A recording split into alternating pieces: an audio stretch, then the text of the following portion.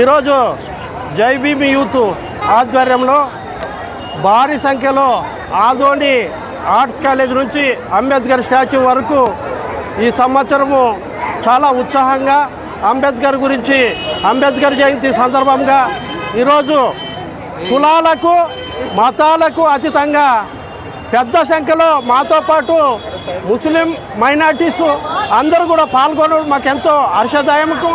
కాబట్టి ఇలాంటి కార్యక్రమాన్ని ఆర్గనైజ్ చేసినటువంటి జై భీమ్ యూత్కి నా యొక్క ప్రత్యేక ధన్యవాదాలు తెలియజేస్తున్నాము. ఈ సంవత్సరంతో 3వ సంవత్సరము కానీ విని ఎరగని రీతిలో యూత్ని అన్ని విధాలుగా కష్టపడి అంబేద్కర్ యొక్క భావాల్ని, అంబేద్కర్ యొక్క ఆలోచన విధానాన్ని బడుగు బలహీన వర్గాలు ఎస్సీ ఎస్టీ బీసీ మైనార్టీలకి తీసుకొని పోయి అంబేద్కర్ ఆ రోజు మన హక్కుల కోసమే ఎంతో పోరాటం చేశాడు.